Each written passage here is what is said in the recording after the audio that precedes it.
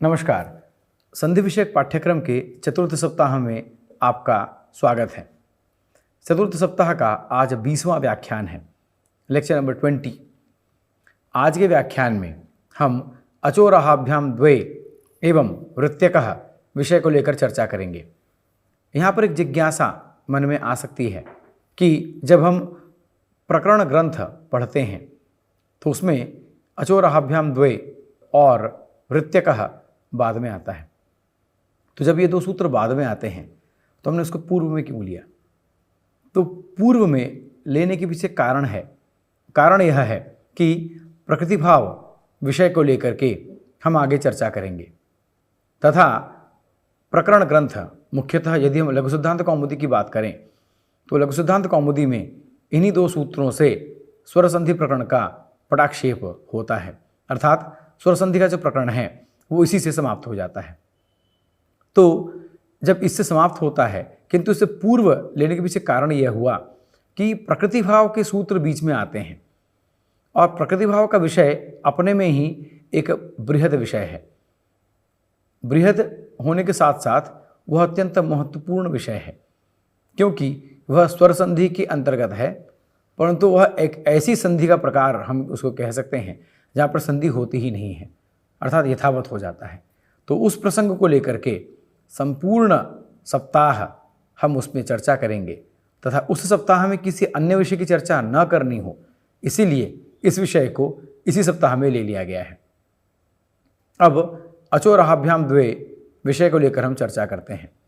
आमतौर पर हम जब भी संधि कर रहे हैं तो हम देख रहे हैं कि दो शर्तें होती हैं, स्थानीय और निमित्त। दो शर्तें पूरी हो गई, 1, 2 दोनों शर्तें पूरी हो गई तो फिर आदेश हो गया और जो आदेश आ गया उसी के अनुसार कार्य होगा। किंतु यह एक ऐसा सूत्र है जिसमें 3 हमको विषय दिख जाते हैं, अर्थात अगर हम कहें तो एक प्रकार से यहाँ पर जो विषय है कि यहाँ पर 3 शर्तें आ जाती हैं। 80% से ज़्यादा संधियाँ संस्कृत में ऐसी हैं जिनमें 2 शर्तों से ही काम चल जाता है। दोनों शर्तें पूरी हो गई, जैसे एक आ गया, अच आ गया, एक को यण हो जाएगा। आमतौर पर इस तरह से संधियों का प्रकरण हमको दिखता है, जो कि अब तक हमने देखा भी है। किंतु यह विषय ऐसा है जिसमें 3 शर्तें लागू हो जाती हैं तथा तीनों जो विषय हैं या तीनों जो कंडीशंस हैं वो पूरी होती हैं, तभी संधि विषयक कार्य यहाँ पर प्रवृत्त होता है। जैसा कि हम स्लाइड में देख सकते हैं, अचोरहाभ्याम द्वे कहता है कि अच अर्थात स्वर होना चाहिए, स्वर के बाद रेफ, यहाँ पर रेफ से तात्पर्य है रकार अथवा हकार से, वो आ जाए और उसके बाद अगर यर आ जाए, अर्थात यह 3 विषय अगर पूर्ण हो जाते हैं, स्वर आ जाए, रकार या हकार आ जाए और उसके बाद अगर यर प्रत्याहार का कोई वर्ण आ जाए तो उस यर प्रत्याहार के वर्ण को द्वित्व हो जाता है। संभवतः द्वित्व होने वाली प्रथम संधि हम यहाँ पर देख रहे हैं। पुनः विषय को अगर हम देखें तो हम देखेंगे कि अगर स्वर आ जाए, नंबर 1 स्वर आ जाए, उसके बाद रकार या हकार आ जाए, उसके बाद अगर यर आ जाए तो इस यर को द्वित्व हो जाता है। जैसे कि अगर हम उदाहरण में देखें तो हम देखेंगे कि गौर य, गौ में जो औ है वह स्वर में आ जाता है, उसके बाद र रेफ या हकार हो गया, उसके बाद यर प्रत्याहार में आ गया, अर्थात यहाँ पर तीनों शर्तें पूरी हो गई। यहाँ पर तीनों शर्तें पूरी हो गई, स्वर, रकार या हकार और यर, स्वर, रकार या हकार और यहाँ पर यर, यह तीनों शर्तें पूरी हो गई। और जब ऐसी स्थिति हो जाएगी तो यर को द्वित्व हो जाएगा। जब ऐसी स्थिति हो जाएगी तो यर को द्वित्व हो जाएगा। जैसा कि हम देख सकते हैं कि गौर, अब ई को य हो जाता है तो गौर या औ, तो सिया को द्वित्व हो गया, अर्थात य 2 बार आ गया तो गौर य औ, गौर्यौ यह बन जाता है। इस प्रकार से गौर्यौ रूप की सिद्धि होती है।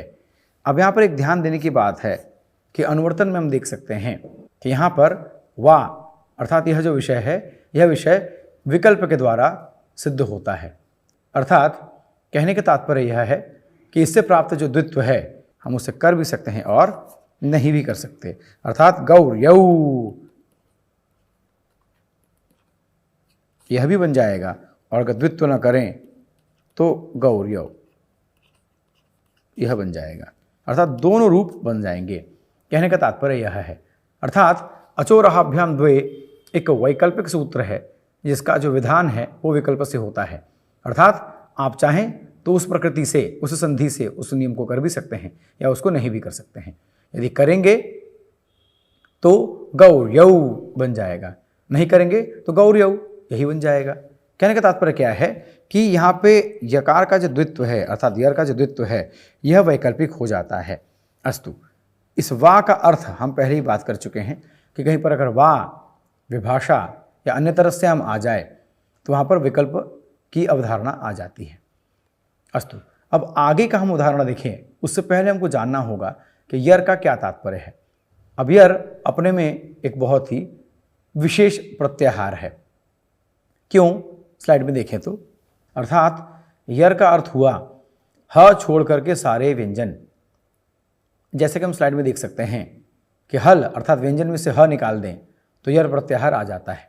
अर्थात हयवरट में य से लेकर के शशसर के र तक यर प्रत्याहार बनता है। तो हयवरट में ह छूट जाएगा और हल में ह छूट जाएगा। अर्थात ह छोड़ करके सारे व्यंजन यर में आ जाते हैं। तो कहने का तात्पर्य क्या हुआ कि अच के बाद अगर आपको रकार या हकार मिल जाता है और उसके बाद अगर ह छोड़ करके सारे व्यंजन मिल जाते हैं तो उसका हम द्वित्व कर सकते हैं, और ये वैकल्पिक है।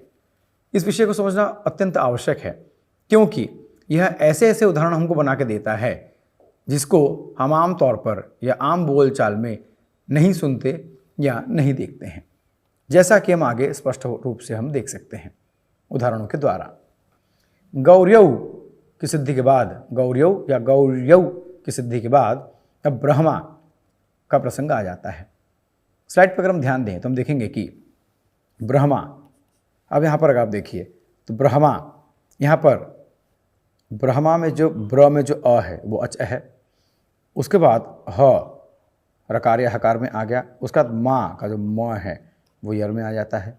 अर्थात यहाँ पर अच, उसका बाद रकार या हकार में हकार और उसके बाद फिर यर, यह तीनों शर्तें पूरी हो जाती हैं। तो तीनों शर्तें पूरी हो गई यहाँ पर, तो यहाँ पर क्या होगा, यकार को द्वित्व हो जाएगा। द्वित्व होने का मतलब क्या है कि म को हम दो बार कर लेंगे तो ब्रह म मा, ब्रह्मा, ब्रह्मा रूप इस प्रकार से बन जाता है। और चूंकि अचो रहाभ्याम के द्वारा जो विधान है वो विकल्प से है, इसलिए ब्रह्मा और ब्रह्मा यह दोनों रूप बन सकते हैं। कहने का तात्पर्य क्या है, क्या ब्रह्मा कहें या ब्रह्मा कहें, दोनों रूप बनेंगे। इसी प्रकार की स्थिति कर्म और कर्म में भी मिलती है। तो कहने का तात्पर्य यह है कि यह सूत्र प्रायशः अंत में होने के कारण पाठ्यक्रम में कई बार उपेक्षित सा हो जाता है, किंतु इस विषय को समझने की बात है कि यह सूत्र अपने में कई नए प्रकार के शब्दों को, नया शब्द कहना ठीक नहीं है क्योंकि शब्द तो नित्य हैं, किंतु कई नए प्रकार के शब्दों को कहने का तात्पर्य यहाँ पर यह हुआ कि ऐसे शब्द जिनको हम आम बोलचाल में नहीं देखते, ऐसे शब्दों की सिद्धि में यह सूत्र हमको सहायता प्रदान करता है।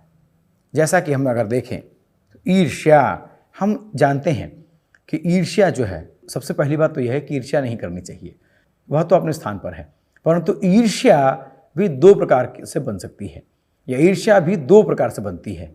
यह विषय संभवतः हम में से बहुत से लोगों के लिए नया हो सकता है। जैसा कि अगर हम उदाहरण में देखें तो ईर्ष्या, अच, रकार या हकार, उसके बाद यर, तीनों शर्तें पूरी हो गई, तो यहाँ पर श का द्वित्व हो गया। द्वित्व होने से ईर्ष्या, तो ईर्ष्या बन जाता है, और चूंकि विकल्प से है ये तो ईर्ष्या और ईर्ष्या, यह दोनों रूप बनेंगे।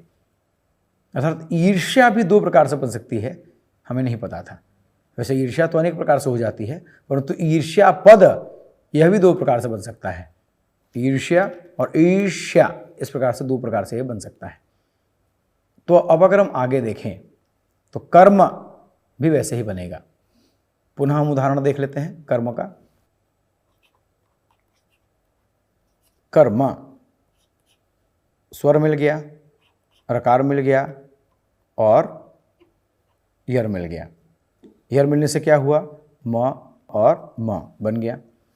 तो कर्म में कर्म क र और म को द्वित्व होने से क र म कर्म ये बनेगा, अर्थात कर्म और कर्म यह भी बन सकता है।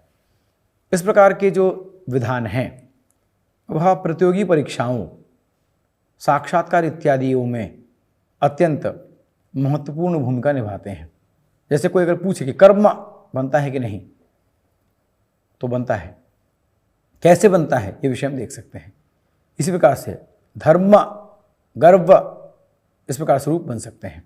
जैसे हम देख सकते हैं कि धर्म, गर्व, शर्व इत्यादि भी इसी प्रकार से सिद्ध हो जाते हैं। कहने का तात्पर्य यह है कि अचोराभ्याम द्वे, यह सूत्र द्वितीय विधान के द्वारा ऐसे अनेकों लोकप्रिय और लोक प्रचलित शब्दों का अन्य रूप भी बनाने में हमें सहायता करता है।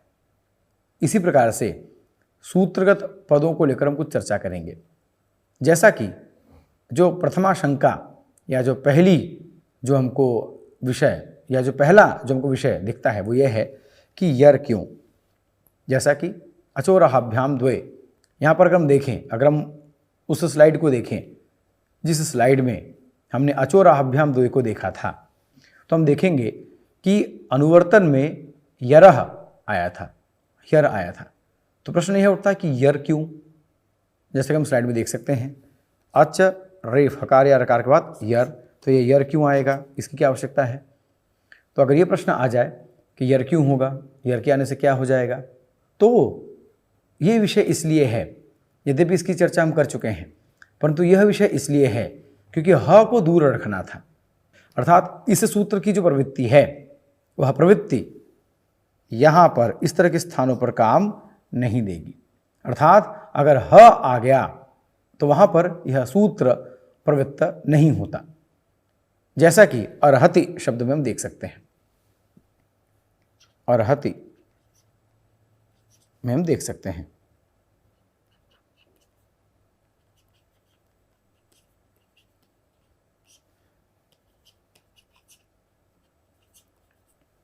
जैसा कि अर्हति में हम देख सकते हैं। अब यहाँ पर देखिए, अच आ गया, अच आ गया, रकार या हकार में किसी को आना था तो रकार भी आ गया, रकार भी आ गया। इसका बाद ह, अब ये जो ह है ये यर में नहीं आता, और चूंकि नहीं आता, अब यहाँ पर देखिए, चूंकि यर में नहीं आता इसलिए इसका भी द्वित्व नहीं होगा, मन अर्हति बन जाता। ये कहने का तात्पर्य है। पुनः स्लाइड में देखेंगे, अर्हति को अगर हम यहाँ पर अगर हम उसका विभक्त करें, अगर हम उसका वर्ण का विभाजन करें, हम देखेंगे कि अर्हति में जो ह है वो यर में न आने के कारण, यर में न आने के कारण यहाँ पर द्वित्व नहीं होता। अतः अर्हति जैसा है वैसा ही बनता है। अब इस विषय को इससे पहले भी हम कई बार समझ चुके हैं कि जब भी हम सूत्र में नियम देखते हैं, वस्तुतः सूत्र और नियम बाद में हैं। कहने का तात्पर्य यह है कि व्याकरण के नियम बाद में हैं, शब्द की सत्ता पहले से है। अर्थात शब्द नित्य है, इसलिए शब्द की सत्ता पहले से ही विद्यमान है, और उन्हीं शब्दों के अनुसार ही व्याकरण में सूत्रों की परिकल्पना की गई है। और यही कारण है कि नियम इस प्रकार से बनाए गए हैं कि जो शब्द नित्य शब्द है उसकी सिद्धि हम कर सकें। जैसे अर्हति शब्द प्राप्त होता है, अर्हति शब्द नहीं बनता, और इसी कारण अचोराभ्याम द्वे कहा गया, वरना अचोराभ्याम कहने की आवश्यकता ही नहीं पड़ती, या अचोराभ्याम यरह कहने की आवश्यकता नहीं पड़ती। अस्तु, तो कहने का तात्पर्य यह हुआ कि यर में ह चूंकि नहीं आता इसलिए वहाँ पर हकार का द्वित्व नहीं हो पाता। इसी प्रकार से अचह क्यों, अचोराभ्याम द्वे, तो अब ये अचह का प्रयोग क्यों किया, क्योंकि अगर अच यानी स्वर नहीं रहेगा तो द्वित्व भी नहीं होगा। जैसे कि अगर हम देखें त्र्यंबकम, त्र्यंबकम तो बहुत ही प्रसिद्ध शब्द है, त्र्यंबकम यजामहे सुगंध पुष्टिवर्धनम इत्यादि हम तो सुनते ही रहते हैं। अस्तु, तो यहाँ पर अगर विषय देखें तो त्र्यंबकम में त र यम्बक अगर देखें तो त जो है वो अच में नहीं आता। अर्थात तीन जो हमको विधान चाहिए थे उसमें विधान क्या चाहिए था, अच हो, र या ह आ जाए, उसका पुनः यर आ जाए। तो इन तीनों में, अब इससे पूर्व में अगर देखें तो इन तीनों में यहाँ पे यर नहीं था, तो यहाँ पर द्वित्व नहीं हुआ। यहाँ पर क्या है, यहाँ पर अच नहीं है, इसलिए यहाँ पर भी द्वित्व नहीं होगा। हमें तीनों शर्तें पूरी होनी चाहिए।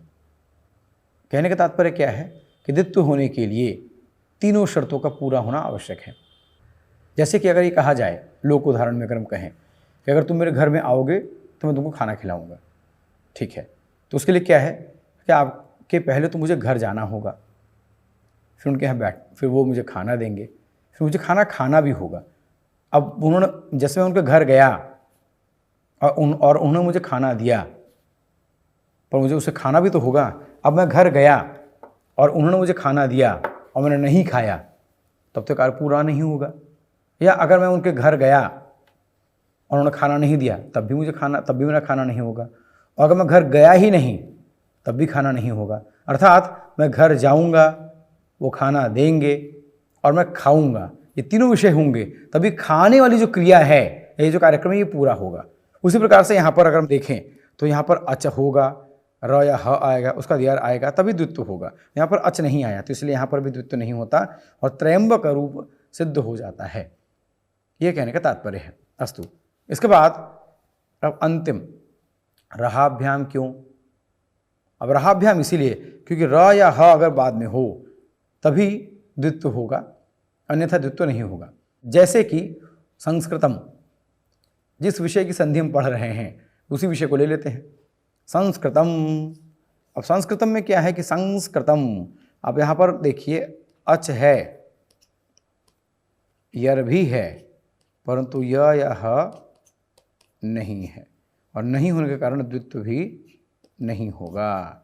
तो इसीलिए यहाँ पर जैसे हम देख सकते हैं, तो संस्कृतम, तो संस्कृतम में यहाँ पर र या ह नहीं होने के कारण, यहाँ पर द्वित्व नहीं होता। इस प्रकार से अचोरहाभ्याम द्वय में तीन प्रकार की शंकाएं दिखती हैं। एक तो अच का स्थान क्यों है, यर का स्थान क्यों है, और रकार या हकार की आवश्यकता क्यों है। इस प्रकार से ये तीन जो विषय हैं वो संपूर्ण हो जाते हैं। अब उसके बाद जो अगला सूत्र प्रवृत्त होता है वह है शरोचि च। जैसा कि हम स्लाइड में देख सकते हैं कि शरोचि के लिए भी दो शर्तें चाहिए, अर्थात अचोरहाभ्याम द्वय उन दुर्लभ सूत्रों में से है जिनमें तीन तीन शर्तें या तीन तीन उसमें विषय होने चाहिए। परंतु शरोचि च वापस संधि की उसी प्रक्रिया में आ गया जिसमें दो शर्तों से ही काम चल जाता है, अर्थात दो विषयों से ही काम चल जाता है। तो शरोचि च सूत्र क्या कहता है, स्लाइड में देखते हैं। शरोचि च सूत्र कहता है कि शर प्रत्याहार के बाद अगर अच अर्थात स्वर आ जाए, शर के बाद अगर स्वर आ जाए तो वहां पर द्वित्व नहीं होगा। कहने का तात्पर्य यह है कि यह सूत्र अचोरहाभ्याम द्वय का बाधक है। कैसे, इसको उदाहरण के द्वारा समझते हैं। जैसे कि चतुर्षु में अगर हम देखें तो चतुर तु में हमको स्वर मिल जाता है, रकार या हकार मिल जाता है, उसके बाद हमको श में शर भी मिल जाता है। शर मिल गया हमको, शर मिल गया, परंतु शर के बाद एक अच आ गया, अच आ गया। तो यहाँ पर चतुर्षु जैसा है वैसा ही रहेगा, यहाँ पर कोई द्वित्व नहीं होगा। कहने का मतलब ये है कि हम ये कह सकते हैं कि अचोरहाभ्याम द्वय को बाध करते हुए उसका एक एक्सटेंशन लेता है शरोचि च। कहने का मतलब क्या है कि अचोरहाभ्याम द्वय शरः च अचि परे, ये कहने का मतलब हुआ। अब क्या मतलब हुआ इसका? मतलब ये हुआ कि अब यहाँ पे पुनः देखते हैं, अच के बाद अगर र या ह आ जाए, उसके बाद अगर यर आ जाए।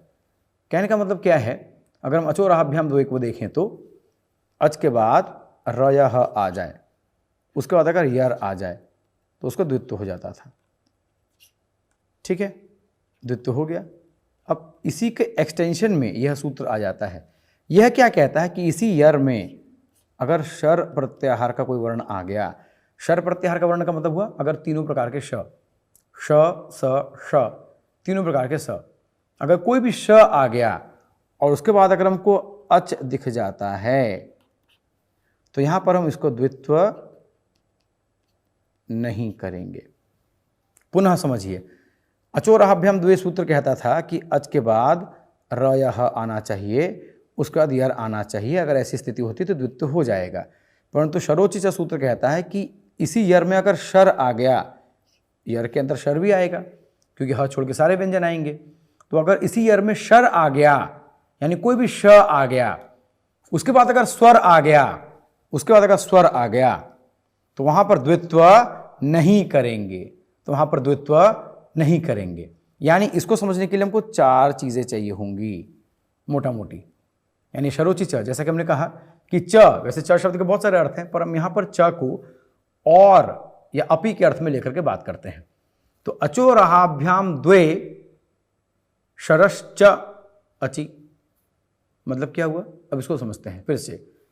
अचोरहाभ्याम द्वे, अचोरहाभ्याम यरह द्वे, अब ध्यान से सुनेंगे, अचोरहाभ्याम सुनेंगे और स्लाइड को भी देखते रहेंगे।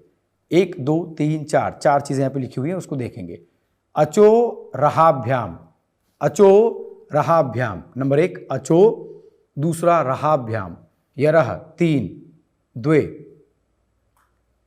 शरह अचि परे, मतलब क्या हुआ कि अच स्वर के बाद र या ह आ जाए, यर आ जाए तो द्वित्व कर देंगे, लेकिन उस यर में अगर श आ गया, कोई भी श आ गया और उस श के बाद अगर हमको मिल जाता है कोई भी स्वर तो वहां पर द्वित्व नहीं करेंगे। जैसे चतुर्षु, अब स्लाइड पे पूरी तरह से ध्यान देंगे। चतुर्षु, अब यहां पर देखिए जो बात हुई, अब यहां पर देखिए 1 2 3 4, 1 2 3 4, यहां पे चार चीजें आ गई, यहां पर चार चीजें आ गई। क्या? चतुर में तू में उ यानी स्वर आ गया, उसका र या ह में र आ गया, उसका यर आ गया, परंतु ये जो यर है ये शर के अंदर है। देखिए यर के अंदर शर है, तो यह जो है वो शर के अंदर आ गया। इसके बाद एक स्वर आ गया उ, तो यहाँ पर चतुर्षु रूप ही बनेगा। मतलब यहाँ पर स्वर हो जाने के कारण इसका जो द्वित्व है वो कैंसिल हो गया।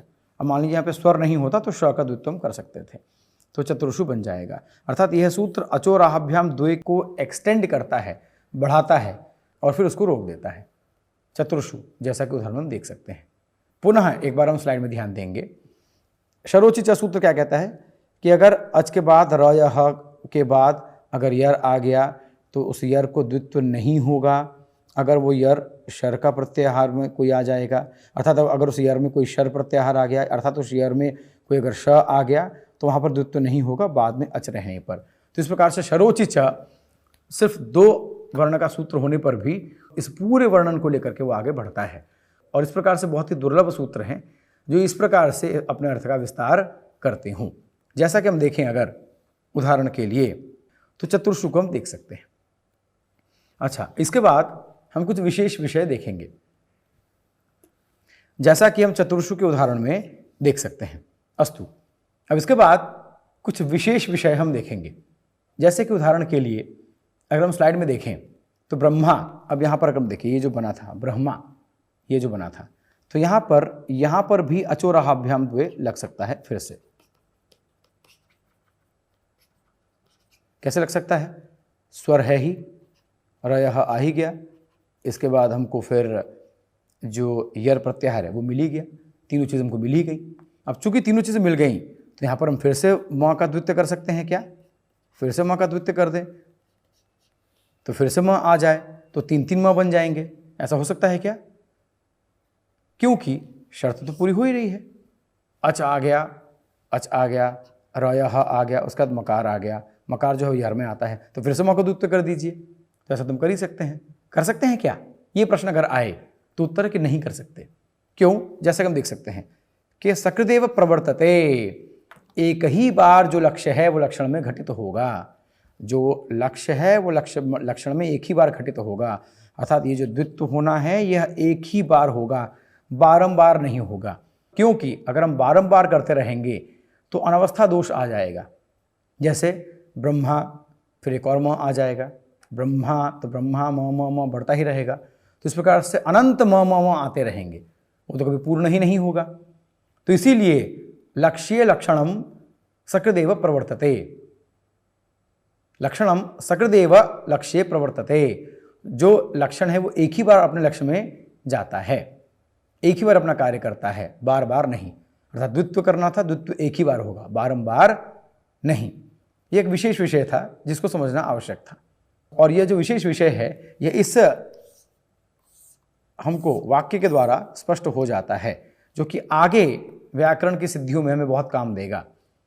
लक्ष्य लक्षणम सकृदेव प्रवर्तते, कि लक्षण एक ही बार घटित होता है, बार बार घटित नहीं होता, यह कहने का तात्पर्य है।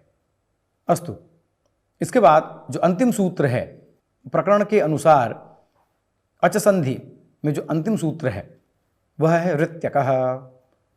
अब अगर ऋत्यकः को हम देखें तो हम देखेंगे कि इतना इसमें अनुवर्तन का विषय बहुत विस्तार से है, कई सारे अनुवर्तन हैं, परंतु मोटा मोटी सार रूप में अगर हम यहाँ पर देख लें, शाकल्य से हमको दिख रहे हैं। शाकल्य से दिखने का मतलब क्या हुआ? शाकल्य से दिखने का मतलब ये हुआ कि शाकल्य आचार्य का मत यहाँ पर लेते हुए चलेंगे। और इससे पहले मैंने बात की थी कि जहाँ भी शाकल्य आचार्य का मत आएगा या जहाँ भी किसी अन्य आचार्य का मत आएगा वह मत विकल्प से हो जाएगा। जैसा कि लोपः शाकल्यस्य के प्रसंग में हमने देखा था कि लोपः शाकल्यस्य में जो प्रसंग हमको मिलता है वह विकल्प से मिलता है। तो यहाँ भी अनुवर्तन में शाकल्यस्य आ गया, तो अर्थात यह भी हमको विकल्प से मिलेगा। अस्तु, अब यह क्या कहता है सूत्र का नियम, इसको समझ लेते हैं। सूत्र का अनुवर्तन जितना बड़ा है उतना ही सरल इसका अर्थ है। सूत्र क्या कहता है? पदांत अक के बाद, जैसे ब्रह्मा, पदांत अक के बाद वृत, वृत में तपरस तत्कालस्य को याद कर लेंगे, अर्थात वृत लिखा हुआ है अर्थात केवल री को लेंगे। पदांत अक के बाद, पदांत अक के बाद अगर री आ जाए, पदांत अक के बाद अगर री आ जाए तो उसको विकल्प से हम ह्रस्व कर सकते हैं, विकल्प से हम उसको ह्रस्व कर सकते हैं। जैसे ब्रह्मा ऋषि, जैसे ब्रह्मा ऋषि। अगर हम इस प्रसंग को देखें तो ब्रह्मा में जो माँ में जो आ है, माँ में जो आ है वो अक में आता है, और ऋषि री अर्थात वृत आ गया। तो यहाँ पर हम चाहें तो हम उसका ब्रह्मा को हम विकल्प से, तो यहाँ पर हम चाहें तो ब्रह्मा को हम विकल्प से ह्रस्व कर सकते हैं, अर्थात आ का हम अ कर देंगे, अर्थात पदांत अक जो दीर्घ में होगा उसका यहाँ पर ह्रस्व हो जाएगा। और ये ह्रस्व विकल्प से होगा, अर्थात ब्रह्मा ऋषि ही, ये जैसा है वैसा भी रह सकता है, या ब्रह्म ऋषि ही ये भी बन सकता है। जैसा कि हम यहाँ पर देख सकते हैं कि ब्रह्मा ऋषि ही। अब यहाँ पर अगर हम देखें तो ब्रह्मा ऋषि ही, तो ब्रह्मा पदांत अक में आ गया, वृत ऋषि ही री आ गया, उसका तो ब्रह्म ऋषि ही, इसका हमने ह्रस्व कर दिया, तो ब्रह्म ऋषि ही। अब यहाँ पर हम स्वर संधि ला के ब्रह्म ऋषि ही बना सकते हैं। अस्तु, तो कहने का तात्पर्य यह है कि ऋत्यकः जो सूत्र है यह विकल्प से ह्रस्व विधान करता है। यह सूत्र कहता है कि पदांत अक के बाद, अक अर्थात अ इ उ री, तो पदांत अक के बाद अगर री आ जाए तो हम उसे ह्रस्व कर देंगे। जैसे ब्रह्मा ऋषि ही, तो ब्रह्म ऋषि ही, महा ऋषि ही, मह ऋषि ही, तो महर्षि ही, इस प्रकार से बन जाता है। और अगर हम ऐसे ही छोड़ना चाहें तो महा ऋषि ही जैसा तो वैसे भी रह सकता है, चूंकि विकल्प से है। और अक आने का मतलब हमें समझने की आवश्यकता है कि यह जो प्रसंग है यह अ इ उ री में ही मिलेगा, लरी में नहीं मिलेगा, क्योंकि लरी का दीर्घ ही नहीं होगा। तो जिसका दीर्घ ही नहीं होगा तो उसका ह्रस्व क्या करेंगे हम? इसीलिए अ इ उ री में यह उदाहरण को मिलेगा। जैसे कि जिसमें कि अ का उदाहरण हमने देखा, ब्रह्मा ऋषि ही, ब्रह्म ऋषि ही, महा ऋषि ही, मह ऋषि ही, महर्षि ही, यहाँ पे गुण संधि हो जाती है बाद में। अस्तु, इस प्रकार से ऋत्यकः सूत्र भी अपने में संपूर्ण होता है। अब ऋत्यकः में चूंकि विकल्प है, जैसे हम यहाँ पे देख सकते हैं इस स्लाइड में, विकल्प होने के कारण यहाँ पर ब्रह्म ऋषि ही बन करके ब्रह्मर्षि ही बन जाता है, जैसा कि स्लाइड में हम देख सकते हैं। इसी प्रकार से अभ्यास, यह जो विषय है ऋत्यकः, यह एक महत्वपूर्ण विषय है, विशेषतः प्रतियोगी परीक्षाओं के लिए। एकदम सरल है, पदांत अक के बाद अर्थात ये दो पदों में संधि करता है। पदांत कहने का तात्पर्य ही यह हुआ कि दो पदों में संधि करता है। तो पदांत के बाद अगर ऋ मिल जाए तो ह्रस्व कर देंगे। जैसे महा ऋषि ही, अक में आ गया महा, महा का जो आ है अक में आ गया, महा ऋषि ही, तो महा ऋषि ही महर्षि ही, जैसा कि ब्रह्मर्षि उदाहरण में हम यहाँ पर देख सकते हैं। इसी प्रकार से अभ्यास में हम यहाँ पर देखें तो मति ऋषि ही, और फिर चूंकि मति ऋषि ही, मत्यर्षि ही, नदी ऋषि ही, नद्यर्षि ही इत्यादि इत्यादि सारे विषय बनते हैं। नदी ऋषि ही जब इसको हम जब करेंगे तो नदी ऋषि और नदी ऋषि ही, नद्यर्षि ही इत्यादि बन जाएगा। अस्तु, तो कहने का तात्पर्य क्या है कि यहाँ पर हम ह्रस्व भी कर सकते हैं। इसी के साथ सूत्रगत शंका में अगर हम देखें तो ऋति अकह, ऋति ही क्यों लिया गया? ऋति को ही इसलिए लिया गया क्योंकि ह्रस्व ऋ में ही यह नियम प्राप्त होगा, दीर्घादि में नहीं। जैसे कि पृथ्वीकार हमें इस सूत्र की प्रवृत्ति नहीं होगी। इसी प्रकार से पदांताः क्यों, तो इसकी भी हमने अभी चर्चा कर ली थी। पदांताः इसीलिए क्योंकि दो अलग अलग पदों में यह संधि होती है। महाऋषि ही अलग अलग पद है, एक ही पद होगा तो नहीं होगा। जैसा कि स्लाइड में अगर हम देखें तो यहाँ पे अखंड पद होने पर ऐसी स्थिति यहाँ पर नहीं होती, अर्थात यह सूत्र अखंड पद के लिए नहीं है, भिन्न भिन्न पदों के लिए बना है। इसी के साथ यह व्याख्यान संपन्न होता है। अचोरहाभ्याम द्वे के साथ शरोचि च के प्रसंगों को समझते हुए ऋत्यकः को आप अच्छे से समझते हुए अपने आप को तैयार करेंगे। इसी आशा के साथ आप सभी को आभार एवं हार्दिक धन्यवाद।